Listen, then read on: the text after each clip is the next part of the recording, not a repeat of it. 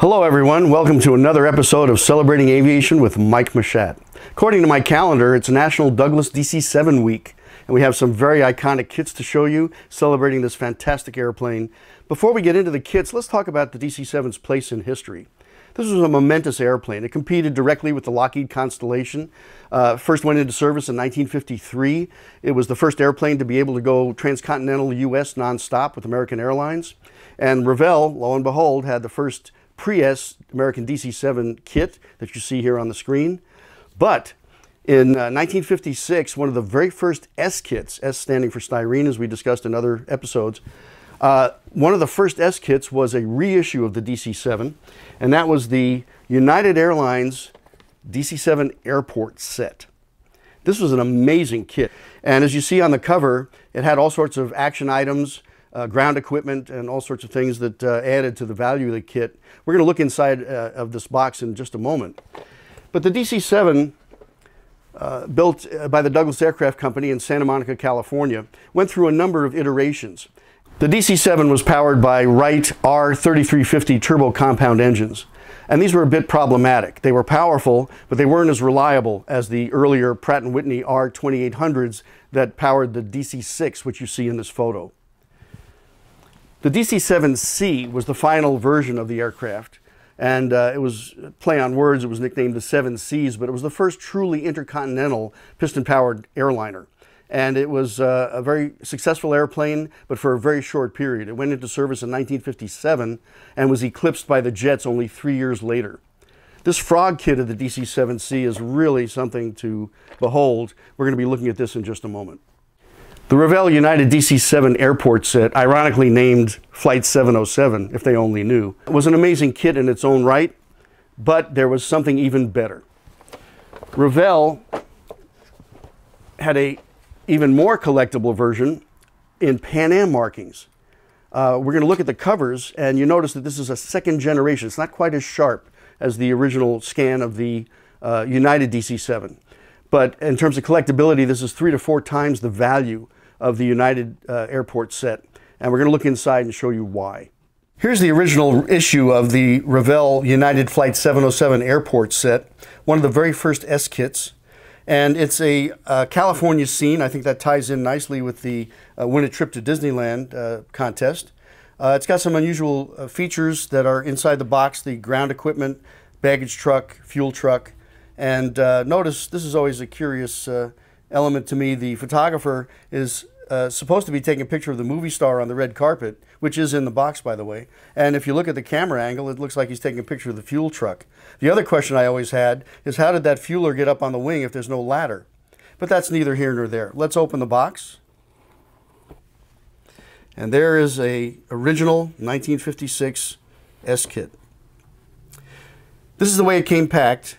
This is actually a receipt from the hobby shop, and it is for $1.98 plus 8 cents tax, $2.06 total, a princely sum in those days. But that's the original receipt for the sale of the kit. We have the United Airlines decals. The colors are absolutely correct. Really a beautiful array of markings for the airplane, and the loading stairs as well. Here's the entry form for the trip to Disneyland. And here we have the direction sheet, which was actually a booklet. The airport set had enough parts that it was actually a booklet of different instructions. You notice the way the kit has a cardboard reinforcement holding the fuselage halves, and all the other parts are on the other side. These are the original poly bags that are sealed from the factory. This is how they protected all the individual loose parts. You notice there's no large sprues as you see in other models. The other thing to point out is how beautiful this base is. This looks like crystal. It's so clear. A lot of the REVELL bases tend to be cloudy or scratched, and this one is absolutely pristine. So there's a beautiful example of a 1956 S kit. And now we're going to look at what REVELL did to augment the marketing of this same model. By the way, remember that red carpet the movie star is walking on the box top? There it is.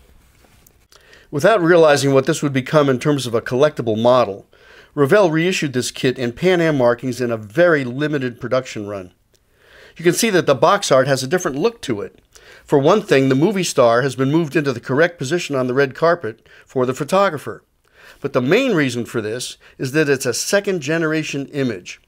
What this means is they took a photo of the original cover art and then airbrushed the Pan Am markings over that. This gives a slightly different characteristic to this box top of the REVELL Pan Am DC-7. Let's open up the box. You'll notice this kit has some similarities and differences. For one thing, the box is packed differently. The wings and stabilizers are in this section of the box. And then you have the decal sheet, which is absolutely stunning. Look at the detail, the striping, the lettering, it's just beautiful. Inside the box, you've got the original poly bags and the stand base.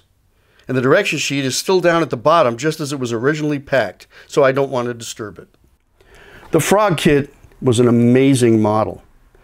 Issued by Frog, and by the way, Frog is an acronym, if you didn't know. It stands for Fly Right Off the Ground. These were originally flying models, and Frog later went into the injection molded plastic. But this series of airliners, and it covered the 707, the Comet, the Caravelle, all the early first generation jets, were incredible. We're going to look inside in just a moment, but a short story to share with you is that I first saw this kit in a toy store in Manhattan called FAO Schwartz. And the whole thing about FAO Schwartz is they had imported models from Europe. And in the day when a REVELL kit was 98 cents or a big kit was $1.49, this model, if you're sitting down, was $4.98 plus tax. And if you're talking Christmas present, birthdays, whatever, this was a biggie. And I remember walking into FAO Schwartz with my grandfather and seeing this on the shelf, and it was a moment I'll never forget. I later was able to have one for my own collection, and it was just a joy to see this model again. Let me share this with you right now. What we have here is a virgin, untouched model of the DC-7C in British Overseas Airways Corporation markings. And we're going to take a look at the decals. I'm going to take off the tissue, and you can see how beautiful this artwork is. The windows have a glass-like rendering effect to depict the plexiglass, but it's a beautiful example of British decal art. Here we have the direction sheet, and this is how it's presented in the box. This is a piece of artwork all unto its own. It's got an exploded view of the entire airplane, plus very logical assembly steps written into the text. And here's an inset for the landing gear, as well as a separate inset for the stand. It even has the specifications of the airplane, plus a brief history. Just a beautiful example of the instruction sheet art from Great Britain in the late 1950s. Here's the stand. I'm going to carefully lift out the pieces because I want to show you what's underneath this tissue. The tissue was put in at the factory to keep the parts from being scratched or jostling around during shipment. But what you're seeing is exactly the way this model was packed. There's even a ticket here saying, inspected by number 9. I guess that's for customer service, and this is the way you would see the model. And in this compartment here are a small tube of glue and a small bottle of white paint for the top of the fuselage. This was a $5 kit in its day, and I think it was worth every cent. It's just a beautiful, beautiful model. Here's a pretty dramatic comparison of the REVELL and Frog DC-7 kits. At top you have the REVELL in 1/122nd scale. It's an odd scale, but again, it's box size. And the Frog kit is 1/96th scale.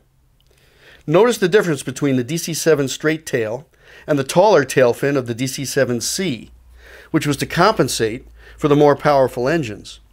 There's also a wing extension, 6 feet on either side, which moved the inboard engines that much further away from the cabin to reduce noise and vibration.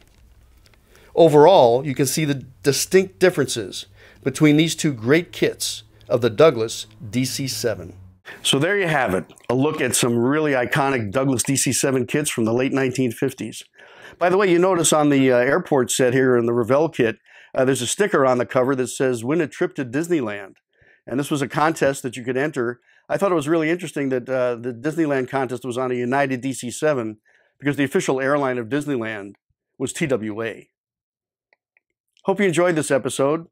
We have plenty more coming for you. Thank you for watching. Until next time, take care.